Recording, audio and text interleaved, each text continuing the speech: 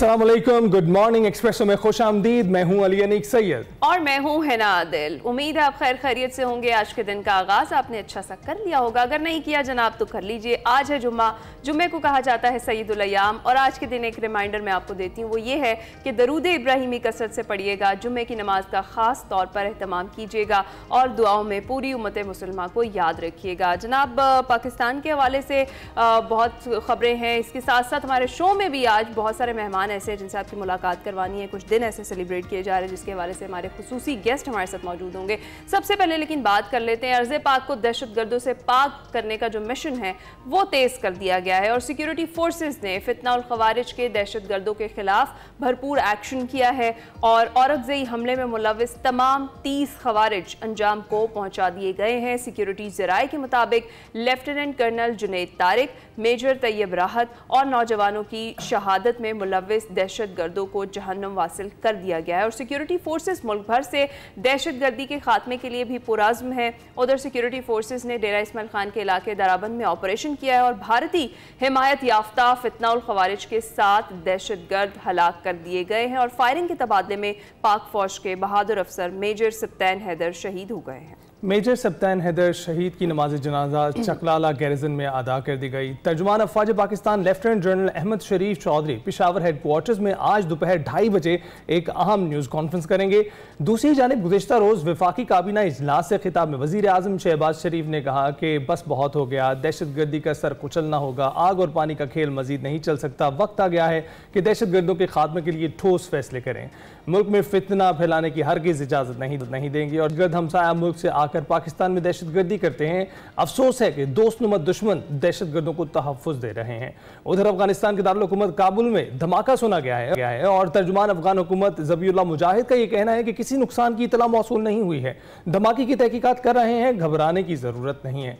तो ये थी सूरत हाल और अब जो सियासी सूरत हाल है पाकिस्तान में जिक्र भी करते हैं। तहरीक इंसाफ ने वज़ीर आला अली अमीन गंडापुर को हटाने और सोहेल आफरीदी को नया वज़ीर आला बनाने का ऐलान किया है और गुज़िश्ता रोज़ पाकिस्तान तहरीक इंसाफ की पार्लिमानी कमेटी के इजलास के बाद पेशावर में गुफ्तगू करते हुए अली अमीन गंडापुर ने यह कहा कि बानी का फैसला कबूल है, उनकी हिदायत पर इस्तीफ़ा दिया है। अब बानी PTI भी कहेंगे तो वज़ारत आला नहीं लूँगा, कारकुन बनकर अपनी खिदमत दूँगा।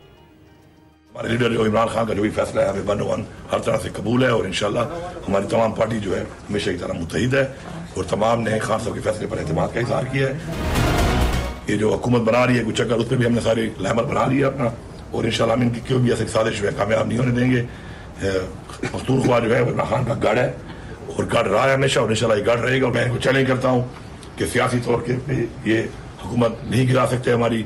मैंने पहले भी चैलेंज किया था और अब भी जो इमरान खान का नामजद वज़ीर आला है उसके लिए मैं चैलेंज करता हूँ कि इंशाल्लाह किसी के बाप पे जरूरत नहीं है कि वो सियासी तौर पर इमरान खान की जो अमानत है, इमरान खान की हुकूमत हमसे गिरा सके। मैं इस्तीफा दे चुका हूँ और मैं इनको एक पैगाम दूंगा कि जो आप ये इस तरह के ड्रामे कर रहे हैं और इस चीज़ को आप लंबा कर रहे हैं, तो मैं बड़ा वायदे तौर पर कहना चाहता हूँ आपको कि मुझे इमरान खान ने हुक्म दिया था, उसके हुक्म में मैंने इस्तीफा दिया है।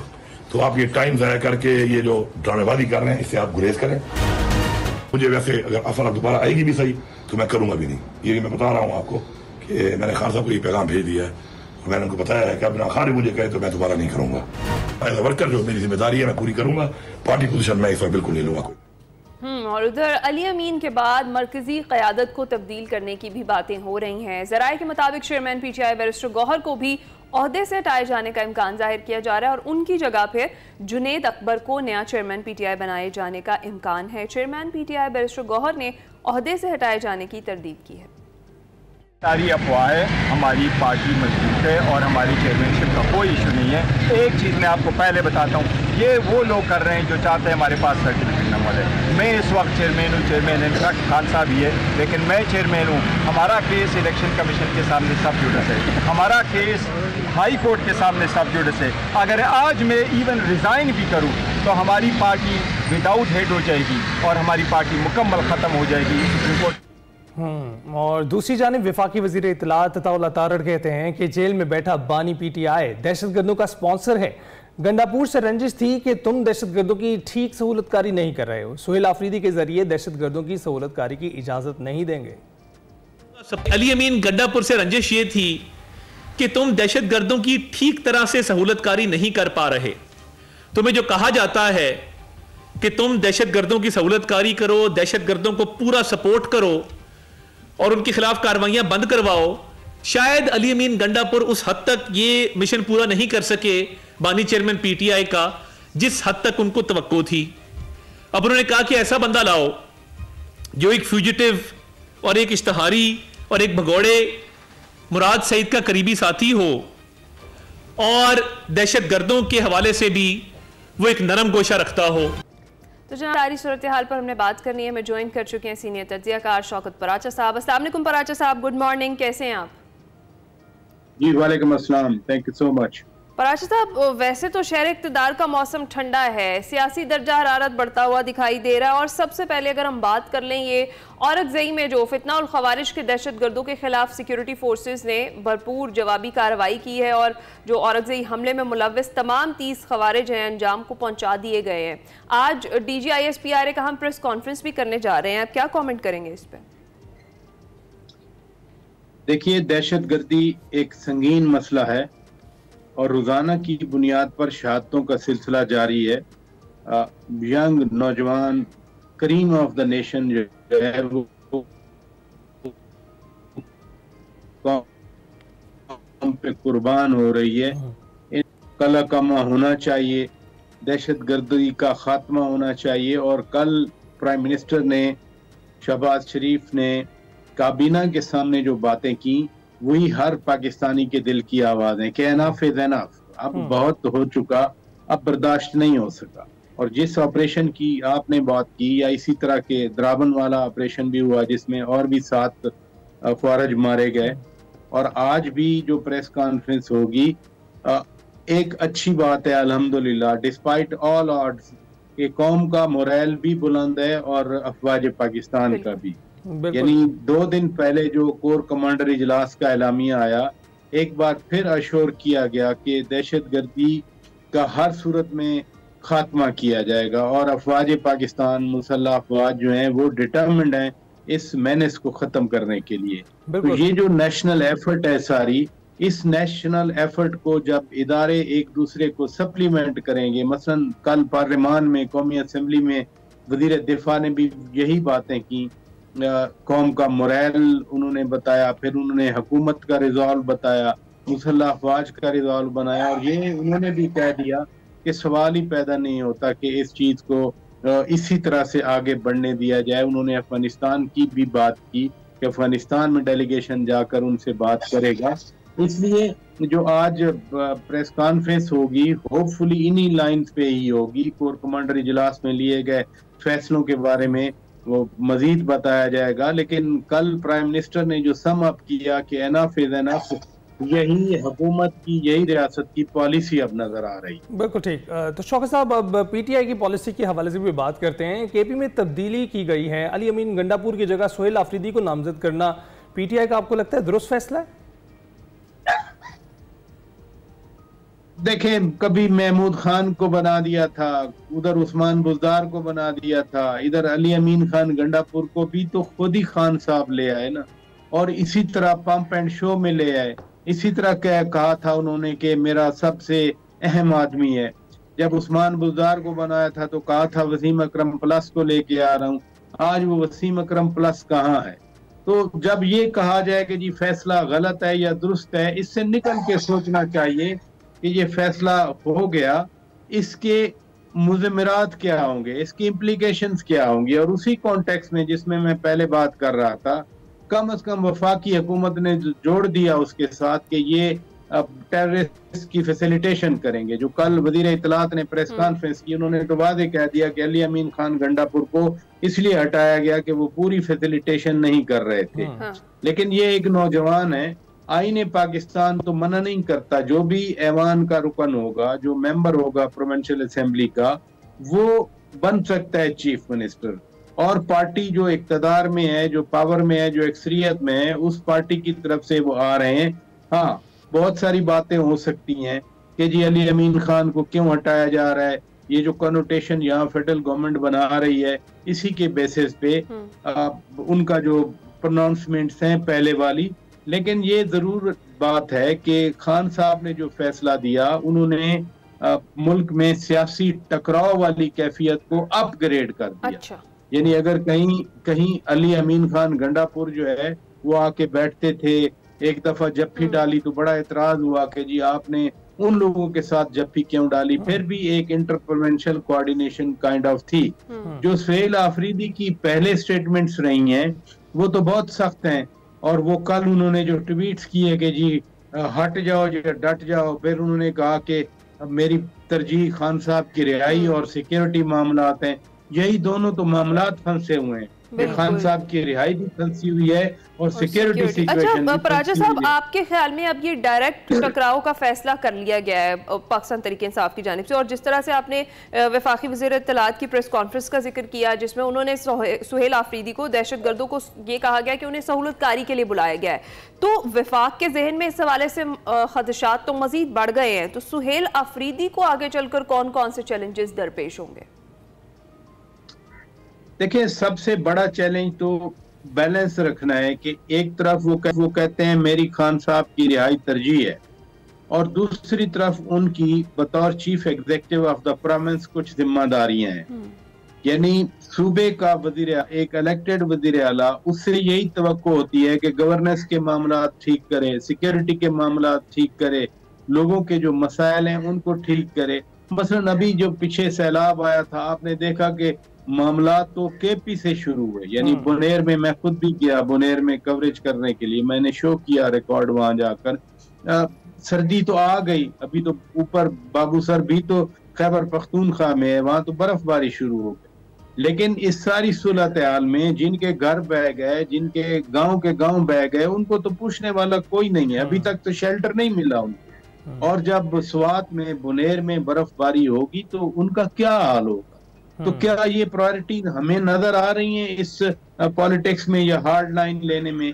इसलिए अगर चैलेंजेस वफाक को हैं तो सुहेल आफरीदी के लिए भी चैलेंज है, लेकिन सवाल ये पैदा होता है वो अभी नौजवान है, उनका कोई एडमिनिस्ट्रेटिव एक्सपीरियंस नहीं है। बिल्कुल ऐसे क्या वो ज़हनी तौर पर क्या ज़हनी तौर पर वो तैयार हैं कि मुझे सूबे के चीफ एग्जीक्यूटिव की जिम्मेदारियां पूरी करनी है? अभी तक तो उनकी तरफ से ये बात नहीं आई। पार्टी के हवाले से वो बातें कर रहे हैं। बिल्कुल कर रहे हैं। तो शौकत साहब, नौजवानों की आप बार बार बात कर रहे हैं और पीटीआई में नौजवानों की क़यादत की बात हो रही है, ये बताइएगा कि बाकी सूबों में मजबूत करने की बजाय इन्होंने उस सूबे में जिसमें इनका स्ट्रॉन्ग होल्ड था, इनकी हुकूमत थी, वहीं पर अपना जो वज़ीर आला है उसी को हटा के नया वज़ीर आला लेकर आ रहे हैं। तो आप इस स्ट्रेटजी को किस तरह से देखते हैं? ये मज़ीद कमज़ोर होने के लिए आपको नहीं दिखाई देता पीटीआई से मज़ीद कमज़ोर दिखाई देगी? देखिए, पीटीआई फैसले कर रही है वो अपने प्लस माइनस करके ही फैसले कर रहे होंगे। हाँ, ये कह सकते हैं कि मादी के फैसले उनके गलत हुए। मसलन जब अदम एतमाद हुआ तो उन्होंने अपनी ही पंजाब हुकूमत तोड़ दी, जब अदम एतमाद पास हुआ तो उन्होंने केपी की अपनी ही हुकूमत तोड़ दी। उन्होंने कौमी असेंबली में, उनकी वाजे एक नंबर थी, बड़ा टफ टाइम दे सकते थे पीडीएम की गवर्नमेंट को, वो कौमी असेंबली से इस्तीफे दे दिए। तो मादी के कुछ फैसले वो गलत साबित हुए, और मैं नहीं कह रहा, मैं एज अ जर्नलिस्ट, बल्कि उनके अपने पार्टी के लोग कहते हैं कि हाँ ये वाले फैसले हमारे गलत थे, हमें नहीं करना चाहिए थे। तो कम से कम उनको कुछ सीखना चाहिए था। फिर वफाक पे चढ़ाई वाला जो मामला है कि हर कुछ ना कुछ हो जाए, वो कहते हैं चलो जी चलो वफाक पे चढ़ाई कर दो। यही अली अमीन खान गंडापुर 2-3 बार वो वफाक पे इस्लामाबाद तक पहुंच गए, डी चौक पहुंचने में कामयाब हो गए, वो अक्टूबर में भी आ गए, फिर वो नवंबर वाला भी जो है वो भी अनफॉर्चुनेट सा वाकया हो गया इस्लामाबाद में। इसलिए बेसिक चीज थी कि पेशावर के शहरियों को, मर्दान के शहरियों को, स्वात के शहरियों को, डीए खान के शहरियों को, खैबर जिले के शहरियों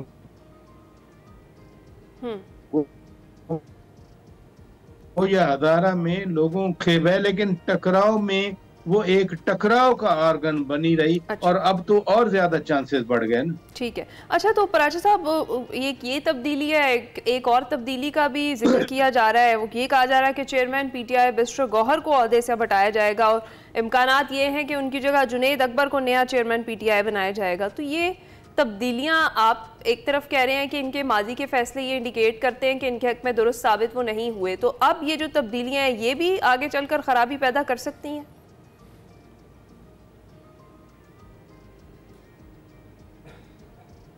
चेयरमैन बाय द वे कोई भी हो, फैसले तो बानी खान साहब ही कर रहे हैं ना। ये जो फैसला हुआ अली अमीन खान गंडापुर वाला, इतना बड़ा फैसला है, ये फर्द वाहिद ने किया है ना। इसमें कौन सी पार्लिमानी पार्टी की मुशावरत हुई या पार्टी की सीईसी का इजलास हुआ कि जी, और ये भी नहीं बताया गया कि अली अमीन खान गंडापुर जो है उनकी गवर्नेंस जो है वो खराब थी। हाँ, सलमान अकरम राजा साहब ने ये कहा पहले दिन जब उन्होंने आकर ऐलान किया, सेक्रेटरी जनरल हैं वो, राजा साहब ने फरमाया, जो मेरे लिए एक ऑपरेटिव सेंटेंस बना, उन्होंने कहा कि जी अली अमीन खान गंडापुर वफाकी हुकूमत और एजेंसीज की पॉलिसी से अपने आप को दूर नहीं रख सके, यानी वो टकराव नहीं कर सके, वो कहीं उनके इन्फ्लुएंस में आ गए। जो अली अमीन खान गंडापुर पर अलीमा खान ने भी इल्जामात लगाए थे कि ये फलां के एजेंट है, फलां के एजेंट है, जवाबी इल्जामात उन्होंने भी लगाए अलीमा खान पे इसी तरह के। तो फर्दे वाहिद ही फैसला कर रहे हैं ना, कौन सा पार्टी फैसला कर रही है? और जब वो फैसले कर रहे हैं तो फिर चेयरमैन नंबर 1 कोई भी हो, उससे क्या फर्क पड़ता है? बिल्कुल ऐसे ही तो खान रहे या जुनैद अकबर खान। अब आप देख रहे हैं सुहेल आफरीदी की बात कर रहे हैं कि वो यहाँ पर लाए इसलिए गए हैं कि बानी की रिहाई और सिक्योरिटी के मामलात पर वो बात करते रहे। अब 1 महीना रह गया नवंबर के वापस आने में, और हमने गुज़िश्ता साल नवंबर में देखा था जो वाक़या हुआ था। अब आपको लगता है दोबारा चढ़ाई का जो है एक फिर तसलसल बनाया जाएगा इसी सिलसिले में? देखिए, you can never rule it out, क्योंकि रैलीज की अभी आज 10 तारीख है, 11 और फिर 12 अक्टूबर को तहरीके आईन तहफ़्फ़ुज़ पाकिस्तान, जो कि जिसमें पीटीआई भी शामिल है, चगदई साहब हैं उसमें, अल्लामा राजा नासिर अब्बास साहब हैं, दूसरे भी हैं, उन्होंने अपनी मीटिंग करनी है यानी 12 को परसों, और उसमें उन्होंने कंट्री वाइड जलसे जुलूस रैलीज का ऐलान कर रहे हैं। ये खुद ही कह रहे हैं, असद कैसर साहब कह गए थे। तो वो रैलीज और जुलूस जो हैं वो कंटिन्यू करके वो इस्लामाबाद आ सकते हैं, उनको कौन मना कर सकता है? क्योंकि नवंबर साल हो जाएगा, पिछले साल 26 नवंबर वाला वाकया। लेकिन एक बात कर दूं, पिछले नवंबर के बाद आज तक पीटीआई इस्लामाबाद का रुख नहीं कर सकी, क्योंकि इतना सख्त हाथ रखा गया था। और तो मरकज की तो अभी भी पॉलिसी है, 0 टॉलरेंस है कि हम किसी किस्म की शरपसंदी की इजाजत नहीं देंगे। मुल्क आगे बढ़ रहा है, उधर सब मुआहदे हो रहे हैं, उधर मुआहदे हो रहे हैं, और जब वो मुआहदा करने वाले इस तरह की सूरत हाल देखेंगे तो आपका क्या ख्याल है, वो फिर एतराज नहीं उठाएंगे? हमें फैसला ये करना है कि हम मुल्क को आगे लेके जाएं या हम उधर ही खड़े हैं विशियस सर्कल में, ये सबको सोचना चाहिए। बिल्कुल ठीक, बड़ी दुरुस्त बात की आपने, बहुत शुक्रिया शौकत पराज साहब हमारे साथ मुल्क की मौजूदा सियासी सूरत हाल पर हम बात कर रहे थे। अभी जाएंगे ब्रेक पर, आप कहीं न जाएंगे। वेलकम बैक टू एक्सप्रेसो जी। आज दुनिया भर में वर्ल्ड मेंटल हेल्थ डे मनाया जा रहा है। इस दिन को मनाने का मकसद जहनी और दिमागी अमराज की रोकथाम करना है, और इस साल दिमागी सेहत के आलमी दिन का मौजू जो है वो है access to services mental health in catastrophes and emergencies है। WHO की रिपोर्ट के मुताबिक हर 4 में से 1 बालिग पाकिस्तानी किसी न किसी जहनी बीमारी में मुब्तला ज़रूर है, और यानी पाकिस्तान में 3.5 करोड़ अफराद जहनी अमराज का शिकार हैं, which is such a huge number. Pakistan में हर साल 20,000 अफराद खुदकुशी कर लेते हैं, 2 लाख अफराद खुदकुशी की कोशिश करते हैं, और 20 लाख अफराद खुदकुशी के ख्यालात का सोचते हैं। पाकिस्तान में जहनी अमराज मजमूई जो बीमारियों के तकरीबन 4% से ज़्यादा है, और ख़वातीन में ये तादाद ज़्यादा है। और दिमागी सेहत तमाम लोगों के लिए बुनियादी इंसानी हक है। अच्छी जहनी सेहत हमारी मजमूई सेहत और तंदुरुस्ती के लिए बहुत ज़्यादा इंपॉर्टेंट है। हम में से हर कोई कहीं ना कहीं दिमागी सेहत से मुतासिर ज़रूर होता है। कोई इजहार कर देता है, और कुछ ऐसे होते हैं जो मनफी सोच रख कर ख़ुद को दिमागी तौर पर डिस्टर्ब करते रहते हैं और दिमागी अमराज का शिकार हो जाते हैं। बिलाखिर दिमागी सेहत से आगाही कितनी ज़रूरी है, पाकिस्तान में जहनी सेहत जैसे अहम मसले पर तवज्जो दी क्यों नहीं जा रही है, और इस हवाले से मज़ीद गुफ्तगू है वो हमने करनी है। बिल्कुल, और इसके लिए इंटेग्रेटिव थेरेपिस्ट सरवत नसीम शाह हमारे साथ मौजूद है। बहुत शुक्रिया सरवत साहबा हमें ज्वाइन करने के लिए। कैसी हैं आप? अल्हम्दुलिल्लाह, I am fine, thank you. अच्छा सर, बिल्कुल ठीक है, हम लोग भी हम ये जानना चाहेंगे इस दिन के मौके पे कि ये जो नेगेटिव थॉट्स हैं जो आपके जहन में चल रही होती हैं, कितना असरअंदाज होती हैं आपकी सेहत पर, आपके रोजमर्रा पर? जी, अभी बहुत ज़बरदस्त बात आपने जो कही, इसमें से मैं एक पॉइंट को उठा के, जो मजमूई सेहत है ना, ये सबसे जो इम्पोर्टेंट बात है वो ये है कि हमारी लाइफ जो है, बचपन से जब से हम पैदा हुए होते हैं, जो हमारी फिजिकल हेल्थ है उसके ऊपर सारा फोकस होता है, एकेडमिक्स के ऊपर सारा फोकस होता है, और 95% जब हम फोकस इन दोनों चीज़ों पर करते हैं तो मजमूई सेहत में और जो चीज़ें आती हैं इंसान की होलिस्टिक डेवलपमेंट के लिए, उसकी मेंटल हेल्थ, उसकी emotional health, social health, even spiritual health और फाइनेंशियल हेल्थ, ये सब चीज़ें बहुत ज़्यादा इंपॉर्टेंट होती हैं। तो जब हम इन एलिमेंट्स को छोड़ देते हैं, इनको उतनी तवज्जो नहीं देते जितनी उनको मिलनी चाहिए, तो ये कहीं पीछे रह जाती हैं। और इवन दो हम फिजिकली बहुत फिट हो, लेकिन ये मनफी ख्यालात, इसी तरह की जो सोचें हैं या आपको फीलिंग्स जिस तरह की आ रही हैं, उससे आपके बिहेवियर पे बहुत ज़्यादा इम्पैक्ट पड़ता है और बहुत नेगेटिव इम्पैक्ट पड़ता है, और लोग गलत किस्म के स्टेप्स अपनी ज़िंदगी में उठा लेते हैं। ठीक है, तो सरवर साहिबा, कितना ज़्यादा ज़रूरी है या वक्त की कितनी अहम ज़रूरत है कि इस पर बात की जाए और हमारी जो गवर्नमेंट है और हम खुद इसको संजीदा लें, क्योंकि जो जहनी अमराज हैं उनको हम संजीदा नहीं लेते हैं, क्योंकि हमें लगता है कि जो फिजिकल हेल्थ है उसका ही ज़्यादा ख्याल रखना चाहिए, मेंटल हेल्थ का हम ख्याल नहीं रखते। तो कितनी ज़्यादा वक्त की हम ज़रूरत है, जो हम पाकिस्तान में अगर हम ये फैक्ट्स एंड फिगर्स देख रहे हैं कि इतनी बड़ी तादाद में लोग जो हैं वो जहनी अमराज में मुब्तला हो रहे हैं मुख्तलिफ वजूहात की बिना पर, तो इसमें संजीदगी दिखाना कितना ज़रूरी है गवर्नमेंट के लेवल पर भी और हमारे खुद से भी? जी बिल्कुल, आप जो स्टेटिस्टिक्स बता रही हैं, बिल्कुल ये तो रिपोर्टेड स्टेटिस्टिक्स है, हमें पता है जो रिपोर्टेड चीज़ें होती हैं, असल जो ज़मीनी हकाइक होते हैं वो इससे कहीं ज़्यादा होते हैं। तो हम अपने घरों में इस वक्त देख रहे हैं, एज अ थेरेपिस्ट 10 ईयर्स की प्रैक्टिस में मैंने जो चीज़ देखी है कि ये ज़्यादा से ज़्यादा होता जा रहा है, और इसके जो नौयत है वो भी बहुत ज़्यादा बढ़ती जा रही है। तो इसका रोकथाम की इतनी ज़्यादा ज़रूरत है कि आप समझिए, यूएनओ के SDG गोल्स में जो हेल्थ का गोल है उसमें mental health is one of the goals that we have to achieve, और पाकिस्तान सिग्नेटरी है यूएनओ के जो SDGs हैं, और हमें इनको अप्लाई करना ज़रूरी है अपने मुल्क में, ज़ाहिर है। और ये सारी चीज़ें बनी ही इसीलिए ताकि जो एक पॉपुलेशन है उसमें जितने मसाइल हैं उनको साथ साथ हल किया जा सके, क्योंकि जैसे मैंने आपसे कहा कि अगर मेंटल हेल्थ पे इफेक्ट नहीं दिया जाएगा, सिर्फ फिजिकल आप बहुत फिट हो जाएंगे तो भी आपकी लाइफ। तो और सरवर साहबा, प्लीज जरा कैमरे में देखकर बताइएगा कि ये जो हमारे यहाँ एक ट्रेंड है कि मर्दों को कहा जाता है कि मर्द बन, अगर वो अपनी कोई मेंटल इससे डिसऑर्डर के हवाले से जो है वो डिस्कस कर रहे होते हैं, और दूसरी जानिब जब ख़वातीन को के सामने कोई ऐसे मसाइल सामने आते हैं तो उनको खातून होना करार देकर जो है उसे रद्द कर दिया जाता है। तो ये जो मर्द और ख़वातीन की बहस है, इससे बाहर निकल के इंसान होने के नाते एक दूसरे को देखना कितना ज़रूरी है आपको लगता है? जी बिल्कुल, देखिए मेंटल हेल्थ में हम ये देखते हैं कि जब कोई भी पेन, कोई भी प्रॉब्लम, कोई भी इशू आता है तो वो मर्द औरत की तफरीक के बगैर आता है।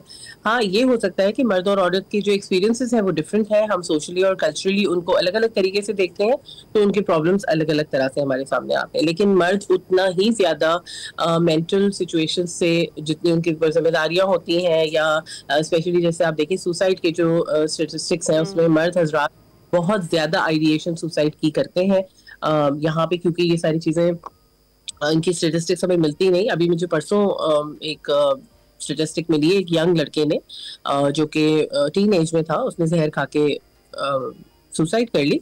अब इसको बात यह है कि क्राइम की कैटेगरी से निकाल लिया गया है, इस वजह से अब उसकी रिपोर्टिंग उस तरह से नहीं हो रही, बट ये एक सोशल प्रॉब्लम है, और मर्द होना इस चीज की गारंटी नहीं देता कि आपकी रेजिलियंस ज्यादा होगी।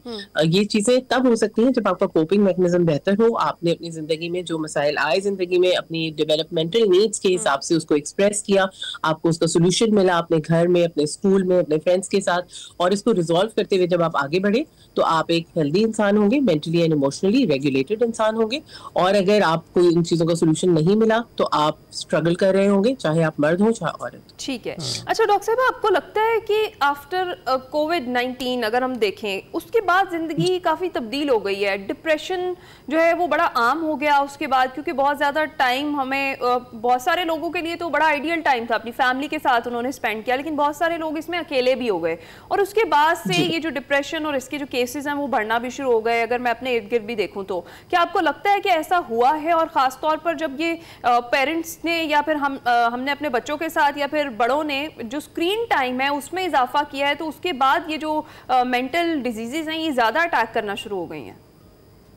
बिल्कुल, आपने बिल्कुल सही कहा, ऐसा हुआ है। असल में देखिए, हमें ऐसा लगता है कि अगर हम अपनी फैमिली के साथ बैठे होंगे तो शायद ये मसले हल हो जाएंगे, लेकिन अगर आपका जो ट्रिगर है वो आपकी फैमिली में मौजूद है तो ऑफ कोर्स अगर आप उनके साथ ही बंद हो गए घर के अंदर तो आपको आउटलेट नहीं मिला और उसकी वजह से लोनलीनेस या जो भी मेंटल हेल्थ कंडीशन थी वो उस इंसान की बढ़ती गई।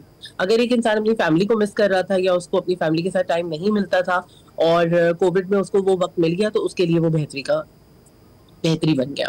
तो ये दो फैक्टर्स जो है वो कोविड में हुए। जो लोग जिनकी आपस में नहीं बनती थी, जिनको इवन हस्बैंड वाइफ में जब उनकी कोपिंग मैकेनिज्म नहीं थे, उनके दरमियान कम्युनिकेशन नहीं थी, हेल्दी कम्युनिकेशन नहीं थी और उनको साथ रहना पड़ा तो वो मैग्नीफाई हो गई और ज्यादा उनके दरमियान मसाइल पैदा होना शुरू हो गए। इसका सबसे पहले मैं यही बताना चाहूंगी कि असल मसला ये होता है कि हम स्केप इख्तियार करते हैं। जब कोई मेंटल हेल्थ इशू आता है तो हम उसमें बात नहीं करते, उस चीज को किसी डॉक्टर के पास नहीं जाते, लोगों से डिस्कस नहीं करते, जिसके साथ हमारा इशू आ रहा होता है वहां पे उसको डिस्कस नहीं करते।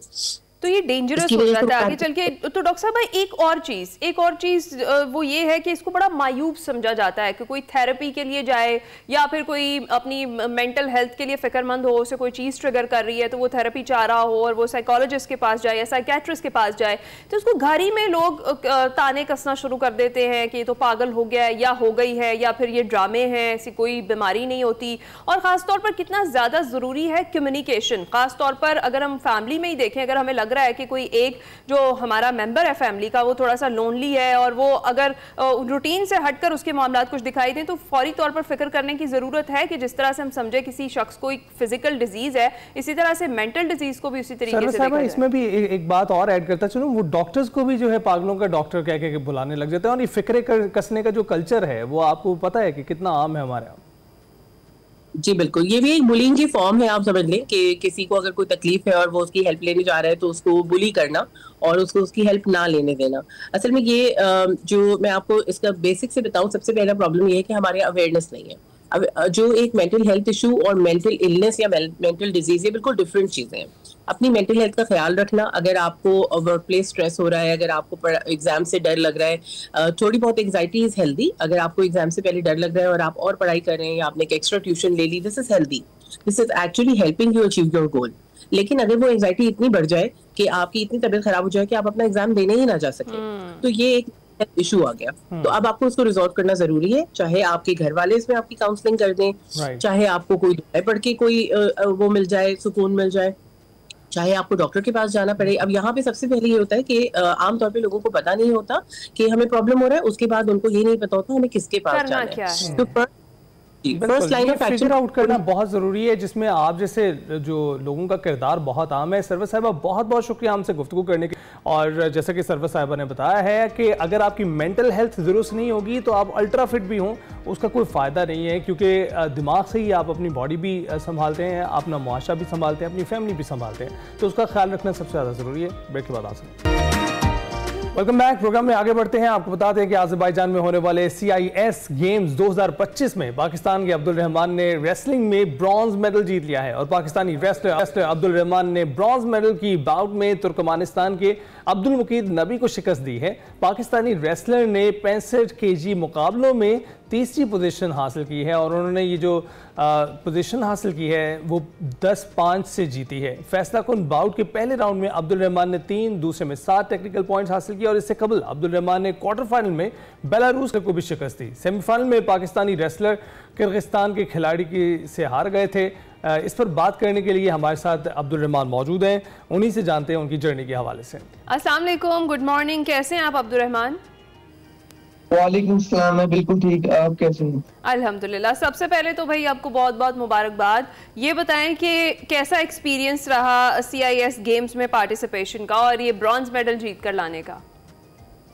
जी, मैं सबसे पहले अल्लाह ताला का शुक्र अदा करता हूँ जिसने मुझे ये मेडल दिया। उसके बाद मैं पहली मरतबा इंटरनेशनल पार्टिसिपेशन थी मेरी और मैं पहली मरतबा अज़रबैजान में CIS गेम में पार्टिसिपेट के लिए गया था। उधर मेरा एक्सपीरियंस बहुत अच्छा रहा। और मैं फर्स्ट ऑफ ऑल बेलारूस के लड़का था, उसने फाइट की। फिर उसके बाद मेरी अजरबैजान की लड़का था, वर्ल्ड चैंपियन था, उसके साथ मेरी बहुत ज्यादा फाइट हुई और मैं 8-5 से लूज कर गया। फिर उसके बाद मेरी फाइट ब्रॉन्ज मेडल के लिए ताजिकिस्तान के साथ आई थी और मैं 10-5 से उसको जीतकर ब्रॉन्ज मेडल हासिल किया। बिल्कुल ठीक। तो अब्दुल-रहमान, बेलारूस के खिलाड़ी को आपने चित कर दिया और किर्गिस्तान के खिलाड़ी से जो मात खा गए, क्या वजह थी? आप किस खिलाड़ी को कैसे आपने जो है टैकल करने की कोशिश की और कहां पर आपकी लगता है आपको स्ट्रेंथ्स थी और कहां वीकनेसेस थी? सर, जो पाकिस्तानी जो प्लेयर होते हैं उनकी स्ट्रेंथ तो बहुत ज्यादा होती है, लेकिन एक मेंटली और दूसरा जो उनके अंदर टेक्निकल जो प्रॉब्लम होती है वो बहुत ज्यादा होती है। असल में हम जब पहली मर्तबा पार्टिसिपेट आप इंटरनेशनल लेवल पे करते हैं तो आप की बिल्कुल एक्सपीरियंस जीरो होता है और आगे जो अगर मिसाल के तौर पर वर्ल्ड चैंपियन हो तो वो करंट वर्ल्ड चैंपियन था जो एथेंस में हुई थी। एथेंस में वो वर्ल्ड चैंपियन हुआ था और वो उसके कम से कम 5 से 10 मुकाबले इंटरनेशनल लेवल पे हो गए थे और उसके अलावा मैं पहली मरतबा इंटरनेशनल लेवल पे पार्टिसिपेट कर रहा था और मेरा उसके साथ भरपूर मुकाबला हुआ। बट सेकंड राउंड में 1 से 2 मिस्टेक की वजह से वो मैंने अटैक किया, वो गलत अटैक किया मैंने, तो अटैक करने की वजह से वो मेरे हाथ से जो मैं पॉइंट लेने थे वो मैंने दे दी, जिसकी वजह से 8-5 से मेरा डिफरेंस बहुत ज्यादा हो गया। अच्छा, चले, इंसान गलतियों से ही सीखता है, लेकिन फिर भी आपका फर्स्ट इंटरनेशनल जो कंपटीशन था उसमें भी आप ब्रॉन्ज ले आए, तो बड़ी जबरदस्त बात है। ये बताइएगा अब्दुल-रहमान की फेडरेशन का क्या किरदार रहा? क्या आपको किसी किस्म के कोई मसाइल तो फेस नहीं करने पड़े?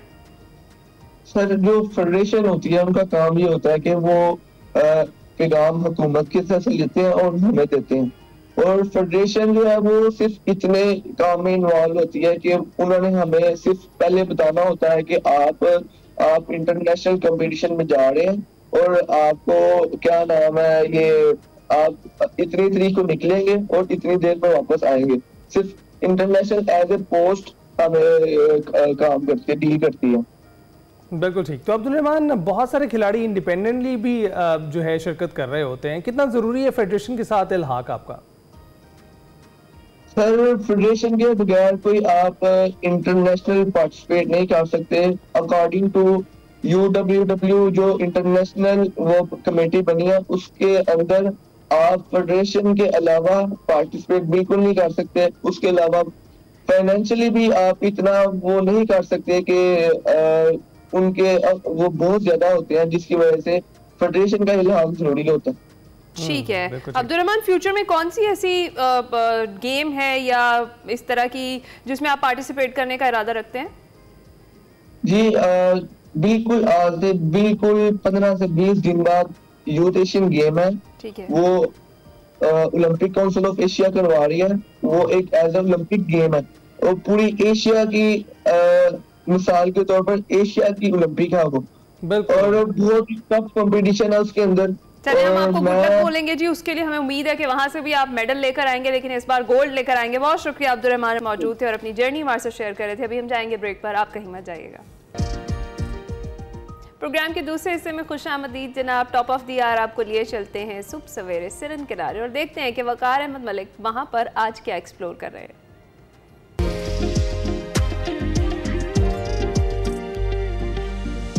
वो शीशा लेके अपनी मूछें वगैरह दुरुस्त कर रहे, अच्छा दाढ़ी वाड़ी दुरुस्त कर रहे, और मैंने देखा कि वो बिल्कुल दुनिया माफिया से टोटल उनको मालूम ही नहीं था। मानसहरा उस गाड़ी के हवाले से इतना मशहूर है कि आपको हर जगह पे नजर आएगी। 2 घंटे का है, थोड़ा सा कच्चा है इस वजह से। अच्छा, ये दूर नहीं है। जब हम 2 घंटे कह रहे होते हैं, हम इसीलिए किलोमीटर्स में नहीं बता रहे। तो भाई बात ये है, इस वक्त हमारे सामने 2 पुल हैं, ठीक है ना। लोगों के सामने 2 रास्ते होते हैं, हमारे सामने 2 पुल हैं।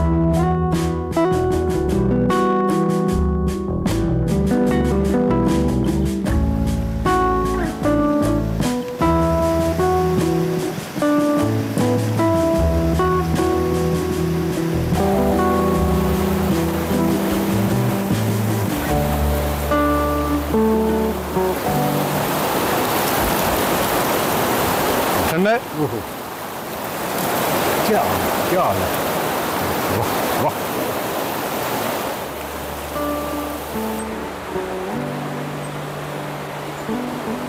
अस्सलाम वालेकुम नाज़रीन, मैं हूं वक़ार अहमद और आप देख रहे हैं सुबह सवेरे सिरन किनारे ये एक सस्पेंशन ब्रिज, बहुत ही खूबसूरत ब्रिज है, बहुत ही खूबसूरत पुल है। इसके नीचे बहुत खूबसूरत पानी बह रहे हैं और जो सबसे पहला मुझे एहसास हुआ यहाँ आकर वो ये हुआ कि ये तो मिनी अस्तोर लगता है, बिल्कुल अस्तोर वैली की जो फील है, स्पेशली जो देवसा से नीचे पानी आ रहे हैं या मुख्तलिफ जगहों पे अस्तोर वैली की, वो यहाँ पे आपको इस तरह फील होता है। और मेरा ख्याल है कि ये कराकोरम हाईवे से यानी एचड़ियाँ से यानी मानसेरा से मैक्सिमम 2 घंटे या 2.5 घंटे का सफ़र है। 2 घंटे का है। थोड़ा सा कच्चा है इस वजह से। कच्चा है। अच्छा, ये दूर नहीं है। जब हम 2 घंटे कह रहे होते हैं, हम इसीलिए किलोमीटर्स में नहीं बता रहे कि आपको स्लो आना पड़ता है। 30 से 40 से ज़्यादा आप अगर किसी को ऐसा होना नहीं चाहिए, लेकिन अगर कोई जुनूनी ड्राइवर हैं वो ज़्यादा तेज़ आ सकते हैं, पर ना ये इतना तेज़ खतरनाक है। छोटी गाड़ी आ सकती है जिसका टार्क ज़्यादा है, टार्क ज़्यादा है, गाड़ी आ सकती है। मैं छोटी गाड़ी का नाम नहीं लेना चाह रहा। सब जानते हैं, बल्कि मानसेरा उस गाड़ी के हवाले से इतना मशहूर है कि आपको हर जगह पे नजर आएगी। एग्जैक्टली। तो एक गाड़ी नजर आएगी और इसके पीछे एक नकाबपोश खातून होती है, अमूमन खामोश होती है लेकिन कई दफ़ा बहुत अच्छे अकवाले ज़री लिखे होते हैं, बहुत अच्छा कहती है। तो जी वो बिल्कुल आ सकती है। सस्पेंशन ब्रिजेस का आपका जो मोहब्बत आप कह रहे हैं ना, मुझे मोहब्बत बहुत ज़्यादा है। वो मेरे अंदर का एक बच्चा है जो झूले लेना चाहता है। और सच्ची बात यह है कि मैं जब किसी जगह पे, यानी ये वो पुल है, एक तो होता है ना कि आप खुद जाते हैं तो झूले लेते हैं, आप चलते हैं, ये वो पुल है, आप चुप करके इस वाले ब्रिज पे खड़े हो जाएं, जो भी फर्द आएगा जाएगा आपको ऑटोमेटिक, तेज हवा भी चलेगी तो आपको ऑटोमेटिक झूले आएंगे। बहुत खूबसूरत ब्रिज है, बहुत मजे का, बहुत खूबसूरत जगह। जगह का नाम, इस जगह का नाम है जच्छा और ये एंड है सड़क का और रास्ते का। इसके आगे आपने, अगर आपके पास गाड़ी है और आप गाड़ी पर आ रहे हैं तो भी यहाँ पर आकर आपको गाड़ी छोड़नी पड़ेगी, बाइक पर आ रहे हैं वो भी छोड़े, फिर पैदल निकलें इस वादी में।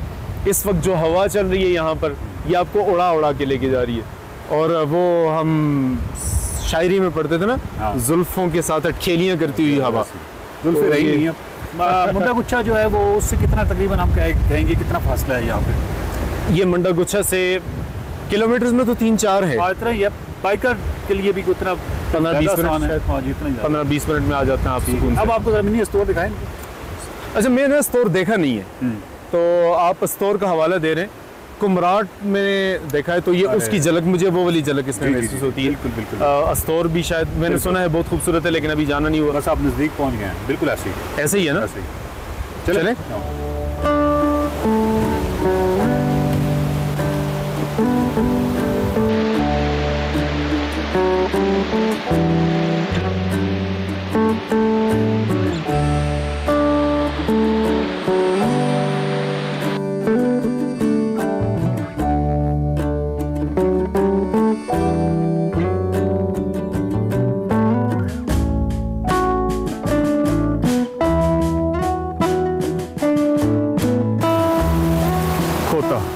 इंसानों का सबसे पुराना साथी। हाँ जी, इंसानों का बहुत पुराना साथी, इंतहाई शरीफ जानवर और अच्छी डेवलप्ड महज़ब मुआशरा अपने खिदमतगारों की इज्जत करता है और जो दूसरा मुआशरा होता है उसका मजाक उड़ाता है। सोशल टेबूज जो होते हैं ना वो इतनी जल्दी ख़त्म नहीं होते ना, उसके लिए बार बार करना पड़ता है।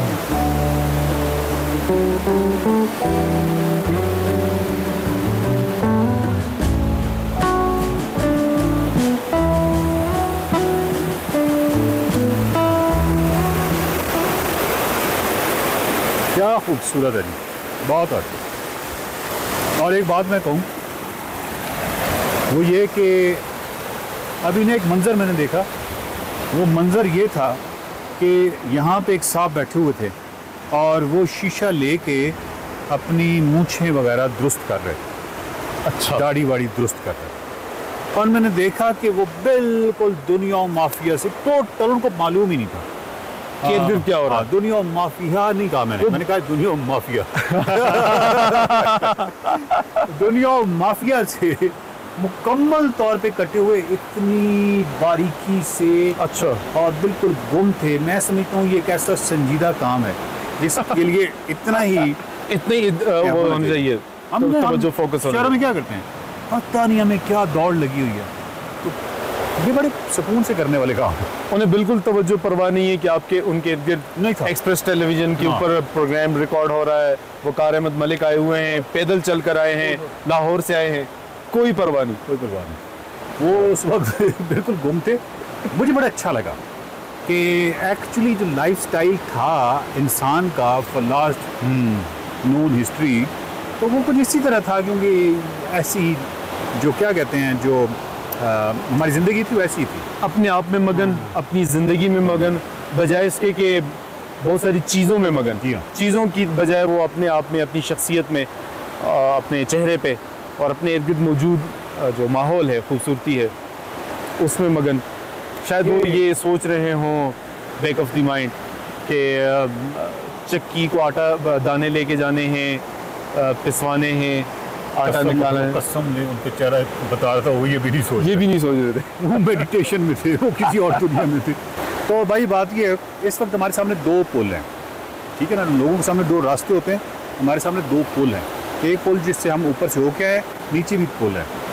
अब खुदा जानता है ये दो पुल क्यों है, दोनों ही पुराने लग रहे हैं। तो अब हम दूसरे पुल पे जाते हैं। ऐसा तो नहीं हो सकता कि एक पुल जो है करके दूसरे पुल छोड़। एक पुल एक खंडर या ख़राब या ख़त्म हो जाने वाली जिससे हम गुजर कर आए हैं, वो सड़क का हिस्सा है। दूसरा पुल लोगों ने अभी अपनी मदद आपके तहत बनाया है। और इस तरह के जो पुल होते हैं, ये हम पहले भी इस वादी से गुजरते हुए बहुत सारी जगहों पे देख चुके हैं। ये लोग बनाते रहते हैं क्योंकि पीछे आबादियाँ हैं, लोग रहते हैं, तो लोगों की अपनी रिहाइश और अपनी ज़रूरियात, आने जाने, सफ़र के लिए, बच्चों बड़ों के लिए, तो वो कोई भी दरख्त का तना रख कर, नीचे कोई भी छोटी सी एक टेक लगा कर, फट्टे रख कर, ये बनाते रहते हैं इस पानी के ऊपर। चलें खैर, अब हम जाएंगे उस छोटे वाले पुल की तरफ, है ना। बिल्कुल उस पुल की।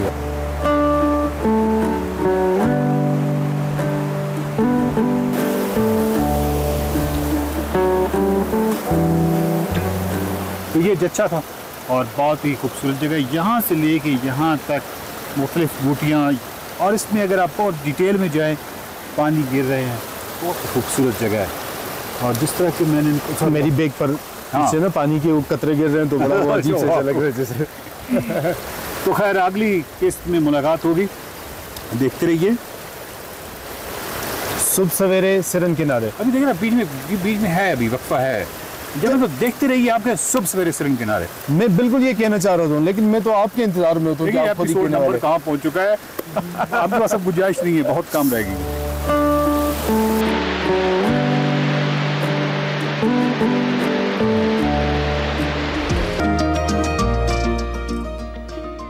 Welcome back to Express. आपको बताएंगे कि पाकिस्तान समेत दुनिया भर में कम उम्र बच्चियों का आलमी दिन 11 अक्टूबर को मनाया जाता है और ये दिन मनाने का मकसद बच्चियों को बाइख्तियार बनाने समेत उन्हें सेहत और तालीम की सहूलियात फराहम करना है। पाकिस्तान में लड़कियों के लिए तालीम न सिर्फ इनफरादी तौर पर बाइख्तियार बनाने के लिए बहुत ज़्यादा ज़रूरी है, बल्कि ये भी एक मुल्की तरक्की की तस्वुर की जाती है। तालीम याफ्ता ख़वातीन मईशत में अपना हिस्सा डाल सकती हैं, ख़ानदानी सेहत को बेहतर बना सकती हैं और मुआशरे की जड़ों में सरायत करने वाली सिनफी अदम मसावात को चैलेंज भी कर सकती हैं। जब एक लड़की तालीम याफ्ता होती है ना, तो वो न सिर्फ अपनी बल्कि पूरी कम्युनिटी को तरक्की देती है। वो एक कहावत है ना, जब आप बेटी को पढ़ाते हैं तो आप एक कौम को सिखाते हैं। ये ख़वातीन को तालीम देने के दूरस्त असरात की अक्कासी करती है। एक तालीम याफ्ता बाखबर औरत काबिल बच्चों की परवरिश करने का ज़्यादा इम्कान रखती है, जो इल्म और इक़्तिदार को आने वाली नस्लों तक पहुँचाती है। ये एक लहर का असर पैदा करती है, पूरी कम्युनिटीज़ को तब्दील करती है और जो समाजी और इक्तिसादी तरक्की है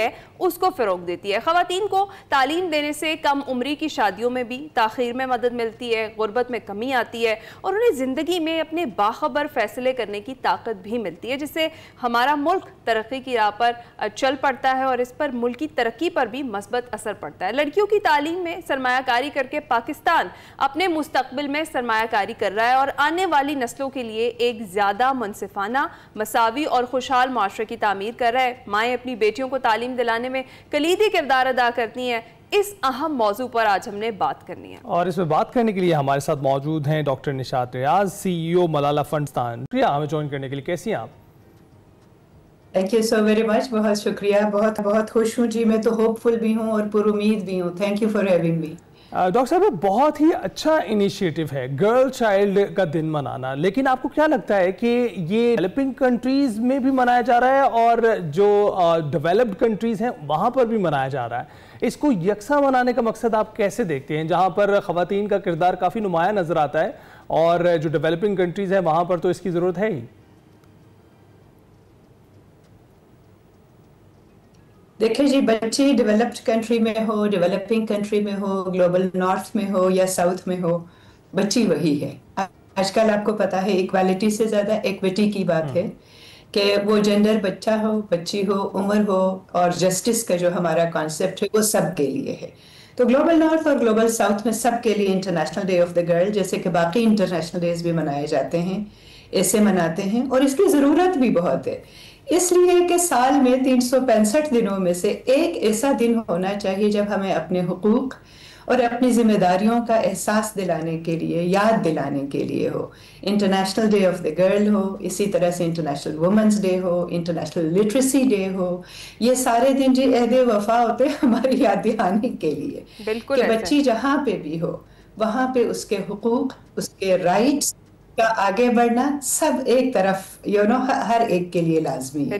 तो मेरे ख्याल में ये हर जगह मनाना ज़रूरी है और इसलिए भी ज़रूरी नहीं सिर्फ कि बच्चियाँ वहाँ पे हैं, इसलिए कि जो अरबाब इख्तियार हैं, पॉलिसीज़ जहाँ बनती हैं, जहाँ के डोनर्स हैं, फंडर्स हैं, जहाँ के थिंक टैंक्स हैं, जो सब मिला के काम करते हैं। दुनिया आइसोलेशन में नहीं काम करती। तो तरक्की याफ्ता और तरक्की पजीर ममालिक दोनों को इसके ऊपर अटेंशन की भी और कॉल ऑफ एक्शन की भी ज़रूरत है। बिल्कुल है। अच्छा डॉक्टर साहिबा, अगर हम बात करें पाकिस्तान की, तो पाकिस्तान में लड़कियों की जो तालीम है उसके हवाले से जो ज़मीनी हक़ाइक़ है वो हैं क्या, ज़रा उस पर भी आप रोशनी डालें। देखिए, असल चीज होती है, कहते हैं ना ग्रिटी रियलिज्म, अपने ऊपर एक रिफ्लेक्शन करना। पाकिस्तान हमारे बहुत खूबसूरत और जिस मुल्क पे मुझे फ़ख्र है, जहाँ मैं पैदा हुई और जहाँ का मुझे अपने आप कहना बहुत अच्छा लगता है। हमारा मुल्क आबादी के लिहाज से 5वां बड़ा मुल्क है दुनिया का। हमारे मुल्क में तकरीबन 51% या कम से कम 50% ख़वातीन है। इट्स अ फीमेल कंट्री जी, हम ख़वातीन का मुल्क है हमारा। इसी तरह से we are a young country, हम बहुत नौजवान नस्ल है हमारी। 60% से ज़्यादा की आबादी हमारी जवान है। जब बाकी की दुनिया बूढ़ी होती जा रही है तो हमारी आबादी जवान होती जा रही है। अब इसका ये मतलब है कि हमारी आबादी के अंदर जो पोटेंशियल है उसमें ख़वातीन का, उसमें यंग लोगों का, यंग बच्चों का, बच्चियों का बहुत पोटेंशियल है और हम में ताकत बहुत है। आपने फैक्ट्स की बात की तो इस वक्त पाकिस्तान के अंदर कम से कम 22 मिलियन बच्चा आउट ऑफ स्कूल है, स्कूल जा ही नहीं रहा, जिसके स्कूल जाने की उम्र है। उसमें से बहुत ज्यादा बड़ी तादाद, कम से कम 6 से 13 मिलियन बच्चियां हैं जो स्कूल से बाहर हैं।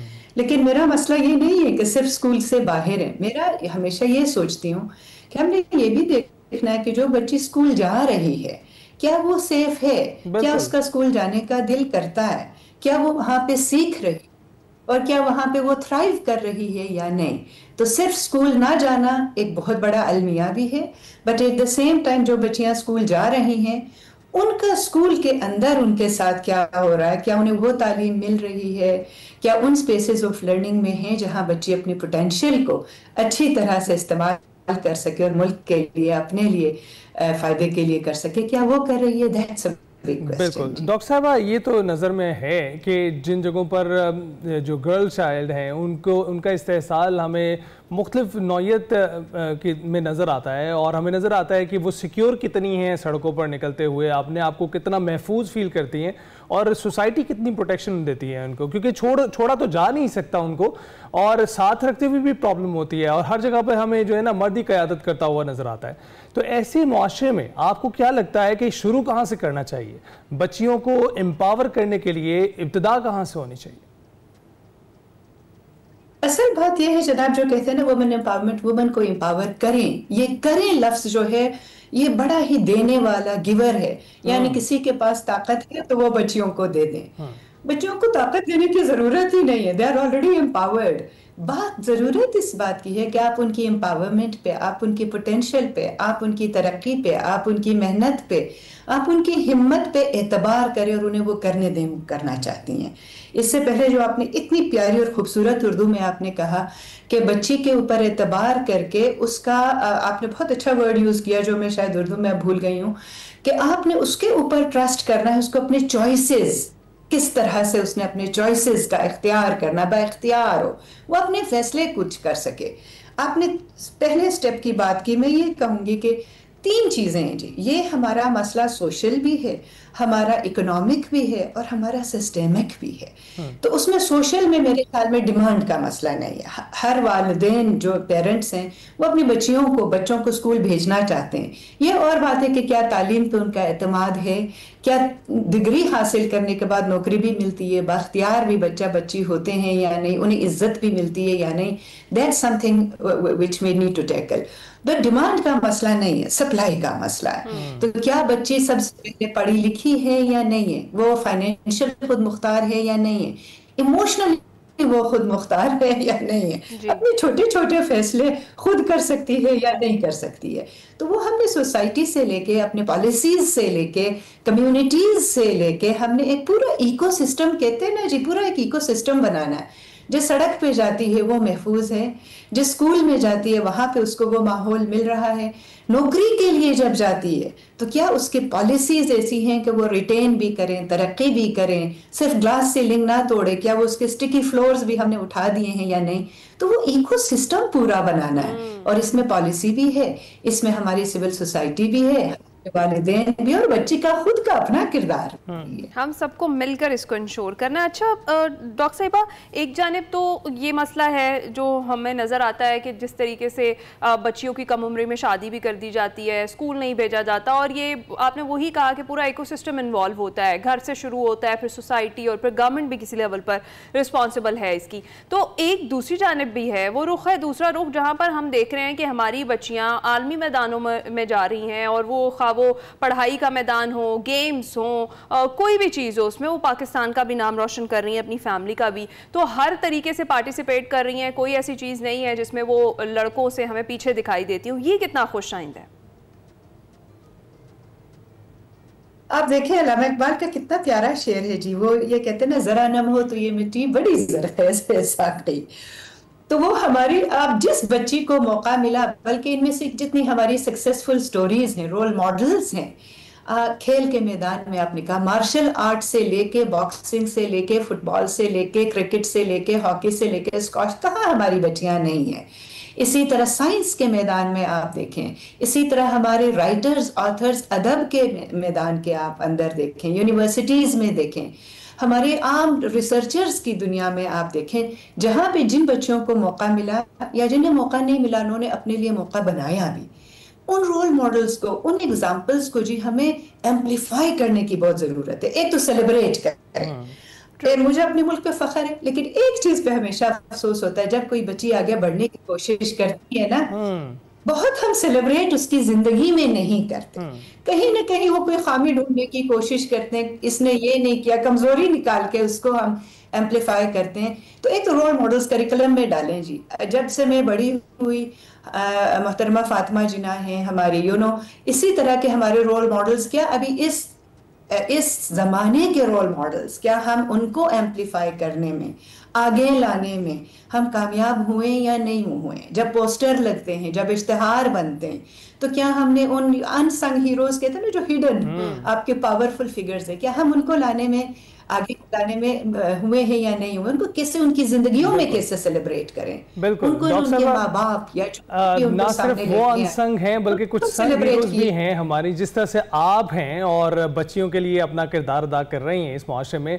बहुत बहुत शुक्रिया हमसे गुफ्तगू करने के लिए। और हम देख ही रहे हैं कि ये अगर गर्ल चाइल्ड की बात है ना, तो इनकी इस उम्र में तो एक ख़ास एनवायरनमेंट चाहिए जो इनको देना चाहिए, जिसको तब्दील करने की ज़रूरत है। बड़ों को सोचे तब्दील करने की ज़रूरत है ताकि ये पनप सकें, अपने टैलेंट को उभार सकें। और सल्यूट है इनकी हिम्मत को, रिजिलियंस को, इनकी दाद है कि ये बच्चियाँ किस तरह से तमाम तर पाबंदियों के बावजूद अपना लोहा मनवाना जानती हैं। ब्रेक के बाद हाजिर होंगे। Welcome back. जैसा कि आपको मालूम है, क्रिकेट की बात करना बहुत ज़रूरी होता है, तो पाक अफ्रीका टेस्ट सीरीज़ की बात करते हैं। पाकिस्तान और जनूबी अफ्रीका के दरमियान टेस्ट सीरीज़ की तैयारियां जारी हैं और लाहौर के कज़ाफ़ी स्टेडियम में कौमी टेस्ट स्क्वाड ने भरपूर सेशंस किए, जहां खिलाड़ी कोचेस की निगरानी में बैटिंग, बॉलिंग, फील्डिंग, ड्रिल्स में मसरूफ नजर आए। बाबर आजम ना सिर्फ बैटिंग प्रैक्टिस करते हुए दिखाई दिए, बल्कि नेट्स पर जो स्पिन बॉलिंग करते हुए भी वो बड़े सरगर्म नजर आ रहे थे, जिससे अंदाजा लगाया जा सकता है कि वो हर पहलू पर तवज्जो दे रहे हैं। और ये कैंप जनूबी अफ्रीका के खिलाफ 2 मैचों पर मुश्तमिल जो अहम टेस्ट सीरीज है उसके लिए लगाया गया है। याद रहे कि पहला टेस्ट मैच जो है 12 अक्टूबर से लाहौर में खेला जाएगा, जबकि जो दूसरा मार्का है वो 20 से 24 अक्टूबर तक रावलपिंडी में सजेगा। क्या पाकिस्तान होम ग्राउंड पर जनूबी अफ्रीका को जेर कर पाएगी? इस पर हमने बात करनी है। इस पर बात करने के लिए हमारे साथ मौजूद हैं none other than doctor of cricket Mirza Iqbal Baig sahab. अस्सलाम वालेकुम मिर्जा साहब, गुड मॉर्निंग। हैं आप? वालेकुम अस्सलाम, सुबह खैर है ना आपको भी और अली आपको भी। मैं बिल्कुल ठीक हूँ। मिर्जा साहब, सबसे पहले तो ये बताएं कि जो हालिया तैयारियां चल रही हैं हमारी टीम की, उसको कैसे देखते हैं, और जो क्या सिलेक्शन और ट्रेनिंग सेशंस जो हैं आपके ख्याल में दुरुस्त सिमत में जा रहे हैं? देखिए है ना, अगर हकीकत की निगाह से देखा जाए तो आईसीसी की जो टेस्ट चैंपियनशिप है, जिसमें तमाम टेस्ट प्लेइंग नेशंस हिस्सा लेती हैं, गुज़िश्ता 2 टेस्ट चैंपियनशिप में हमारी कारकर्दगी बड़ी ही मायूस कुन रही है। लास्ट ईयर तो हम आखिरी नंबर पर थे। तो अब एक नया साइकिल शुरू हो रहा है और इस नए साइकिल में 6 टेस्ट मैचेस हमें अपनी सरजमीन पर खेलने, बाहर पाकिस्तान से 7 टेस्ट मैचेस जाकर खेलने। तो उसको देखते हुए ये बड़ा इंपॉर्टेंट है, ये सीरीज बड़ी इंपॉर्टेंट है, पॉइंट्स काउंट होंगे। और साउथ अफ्रीका की टीम जो है वर्ल्ड टेस्ट चैंपियन है, उसने इस साल ऑस्ट्रेलिया को हराया था फाइनल में इंग्लैंड में। तो साउथ अफ्रीका का मोरल अप है, लेकिन हम जिस तरह की विकेट्स बनाते हैं, स्पिन विकेट्स, जैसे हमने लास्ट ईयर इंग्लैंड के खिलाफ हम पहला टेस्ट मैच हार गए थे, उसके बाद मुल्तान में हमने उसी पिच पर एक टर्निंग ट्रैक बनाया और हम जीत गए। फिर रावलपिंडी में टर्निंग ट्रैक बनाया। फिर वेस्ट इंडीज के खिलाफ जो सीरीज हुई गुज़िश्ता साल जनवरी में, उसमें इस साल के अवाइल में जनवरी में, उसमें हमने टर्निंग ट्रैक बनाया। तो यही है कि पाकिस्तान स्पिन विकेटों पर साउथ अफ्रीका को जेर करने की कोशिश करेगा। उनके लेफ्ट आर्म स्पिनर कैशिफ महाराज जो बड़े जबरदस्त बॉलर हैं, और लास्ट ईयर जब 2021 में साउथ अफ्रीका की टीम पाकिस्तान आई थी तो 10 विकेटें ली थी सबसे ज्यादा महाराज ने साउथ अफ्रीका की जानिब से। तो वो नहीं है, और पाकिस्तान का वही स्पिन डियो है जिसमें कि नुमान अली और साजिद खान शामिल है। तो अब देखें क्या होता है। अच्छा मिर्जा साहब, ये भी बताइएगा कि आपने जो रैंकिंग की बात की, एक जानिब पाकिस्तानी टीम है वो चैंपियनशिप में लोएस्ट रैंकिंग पर नजर आ रही है, दूसरी जानिब जो है टेस्ट चैंपियंस हैं, सर फहरिस्त हैं, लेकिन क्या आपको लगता है कि पाकिस्तान के पास होम ग्राउंड का कोई एडवांटेज मौजूद है? देखिए, पाकिस्तान की टीम अली इस वक्त 7th रैंकिंग में है, टेस्ट रैंकिंग में। तो पाकिस्तान को अपनी रैंकिंग भी इंप्रूव करना है, क्योंकि पाकिस्तान की तमाम तर तवज्जो वाइट बॉल क्रिकेट पर मरकूज हो गई थी, T20 और वनडे क्रिकेट। लेकिन अब टेस्ट मैच जो है वो उसके बारे में कहा जाता है कि टेस्ट असल हुस्न जो है क्रिकेट का टेस्ट मैचेस हैं, जहां पर खिलाड़ी की महारत का, उसके टेम्परामेंट का अंदाजा होता है। और मार्च 1877 से टेस्ट क्रिकेट खेली जा रही है। अब आप अंदाजा लगा लें कि कितने बरस हो गए, 148 बरस के लगभग हो गए। तो टेस्ट क्रिकेट की एक अपनी बात है, और इसीलिए पाकिस्तान के जो प्लेयर्स हैं वो ज्यादातर शॉर्टर वर्जन में, दुनिया में लीग खेलने के चक्कर में रहते हैं, शॉर्टर वर्जन पे तवज्जो देते हैं। तो आप देखते हैं कि टेस्ट क्रिकेट पे पाकिस्तान अगेंस्ट साउथ अफ्रीका किस तरह परफॉर्म करता है। उनकी बॉलिंग तो हल्की नजर आ रही है, स्पिन बॉलिंग, फास्ट बॉलिंग उनकी बड़ी अच्छी है। तगीसो रबादा है, उसके अलावा मार्को जैनसन है, उनकी बॉलिंग बहुत अच्छी है, फास्ट बॉलिंग। लेकिन फिर बैटिंग उनकी सबसे तगड़ी है। उनके कप्तान जो आए हुए हैं टेम्बा बाबूमा की जगह और वो एडन मार्करम, तो एडन मार्करम जो है उन्होंने सेंचुरी भी बनाई थी फाइनल में टेस्ट चैंपियनशिप के, तो उनकी बैटिंग बहुत तगड़ी है। रिकल्टन है, उसके अलावा वेरनी है जी। अच्छा अच्छा, तो मिर्जा साहब बैटिंग के शोबे में इनके शोबे में ठीक है। अच्छा मिर्जा साहब, आपने कहा कि स्पिन अटैक पर ज़्यादा इंहिसार हम करेंगे, हमारी जो टीम है पिचेस को अगर मद्देनज़र रखा जाए तो आपके ख्याल में कौन कौन से हमारे पास ऐसे स्पिनर्स मौजूद हैं जो गेम का पासा पलट भी सकते हैं?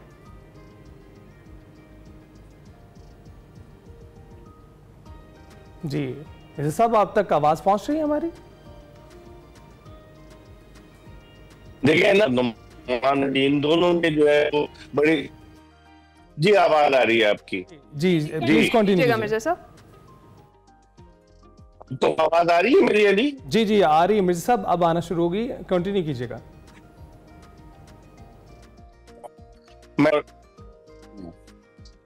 हमारे पास जो स्पिनर हैं साजिद खान और नुमान अली, उन्होंने गुज़िश्ता सीरीज में चाहे वो वेस्ट इंडीज के खिलाफ हो चाहे वो इंग्लैंड के खिलाफ हो बड़ी अच्छी कारकर्दगी का मुजाहरा किया था। तो मेरे ख्याल में हमारे ये दोनों स्पिनर जो है ये बहुत जबरदस्त हैं। फिर अबरार अहमद का इन्हें सपोर्ट हासिल है। तो अब देखते हैं कि गद्दाफी स्टेडियम लाहौर की पिच किस तरह की बनती है, क्योंकि लाहौर की पिच उस तरह की नहीं होगी। कल अजहर महमूद ने भी प्रेस ब्रीफिंग में कहा कि जिस तरह की पिच मुल्तान और रावलपिंडी की स्पिन ट्रैक बनाए गए थे, आपको याद होगा बड़े बड़े इंडस्ट्रियल पंखे लाकर लगाए गए थे, पिच को हीट किया गया था और हीटर्स के जरिए उसको गर्मी पहुंचाई गई थी। तो अब इस तरह की पिच तो नहीं लग रही मुझे अब गद्दाफी स्टेडियम की। मुझे लग रहा है कि स्पिनर्स के लिए ठीक है, लो बाउंस पिच होगी, लेकिन इतनी साजगार नहीं होगी जितनी मुल्तान और रावलपिंडी की रही है। तो मिर्जा साहब, अब यहाँ पे हमने बाबर आजम को भी प्रैक्टिस करते हुए देखा और वो तवज्जो सिर्फ अपनी बैटिंग की जानिब नहीं दे रहे, बॉलिंग की जानिब भी दे रहे हैं। हम एक तरफ देख रहे हैं, आपने जिक्र किया साउथ अफ्रीका की जो बैटिंग डेप्थ है उसका, कि उनके पास बहुत लंबी बैटिंग लाइनअप मौजूद है, लेकिन हमारे पास लाइनअप तो है लेकिन उसमें डेप्थ कोई नहीं है। और बाबर आजम के आने की वजह से कोई फर्क पड़ेगा उसमें?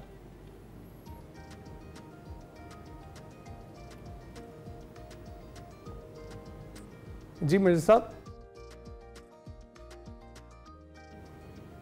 चलें जी, राब्ता करने की कोशिश करते हैं मिर्जा साहब। देखिए डेप्थ क्यों नहीं है? जी जी मिर्जा साहब, आप सुन पा रहे हैं तो क्यों नहीं है? अगर आप जी मिर्जा साहब से राब्ता एक बार फिर बहाल करेंगे और फिर जानने की कोशिश करेंगे, क्योंकि डेप्थ का ही मसला है यहाँ पर खिलाड़ी, कितने खिलाड़ी खेलने वाले हैं और कितने खिलाड़ी शामिल होने वाले हैं वो देखना होगा।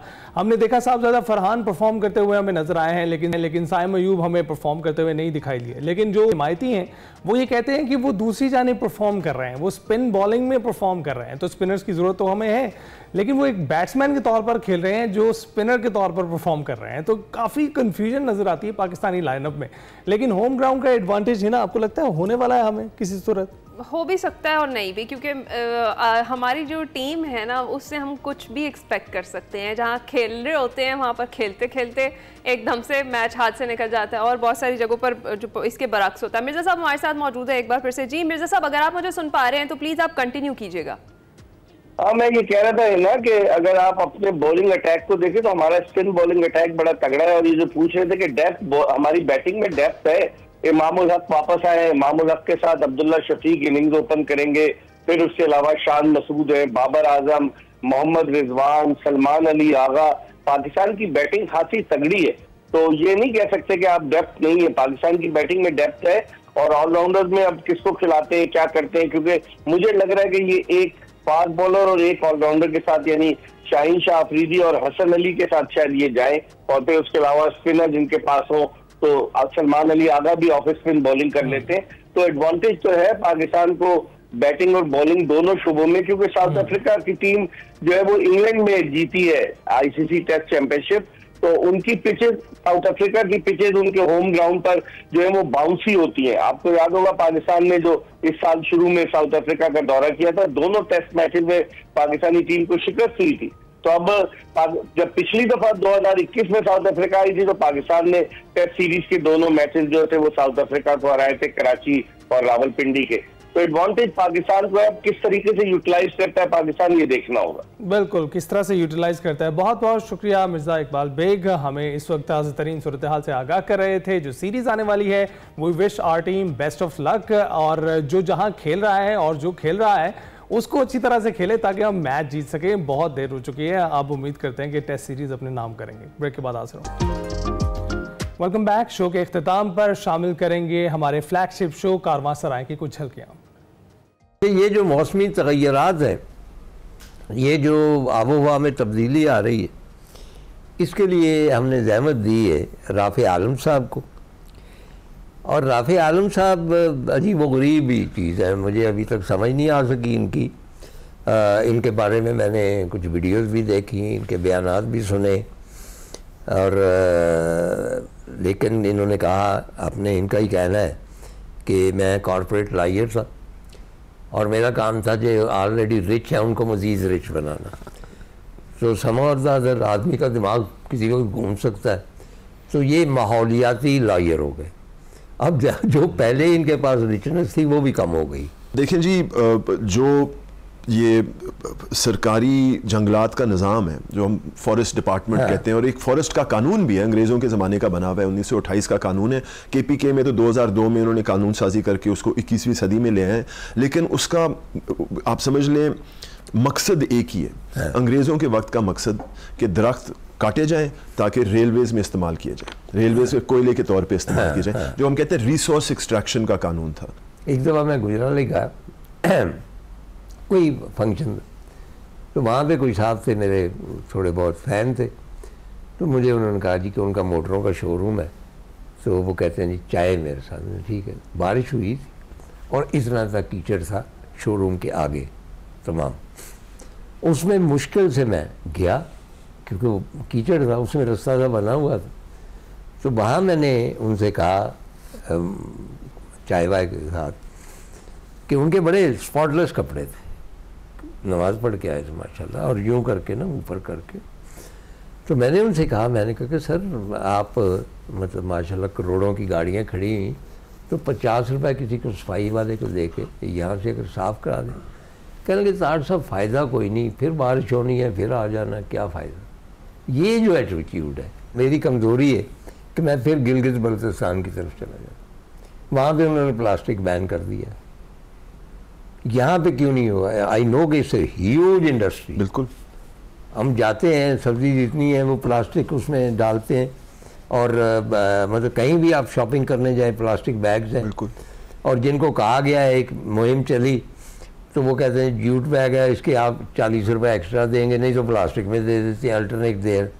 एंड मैंने ये भी पढ़ा कि भाई प्लास्टिक जो है अगर मौजूदारों में होता तो आज तक वो मौजूद हो। इस बार का एपिसोड भी बहुत इंटरेस्टिंग होगा, देखना मत भूलिएगा इतवार की शब 8:05 पर सिर्फ और सिर्फ एक्सप्रेस न्यूज़ पर। इसके साथ ही हमें दीजिए इजाज़त, आपसे मुलाकात होगी पीर को। ख्याल रखिएगा, फीडबैक ज़रूर दीजिएगा, बेस्ट ऑफ एक्सप्रेसो भी ज़रूर देखिएगा। अल्लाह हाफ़िज़।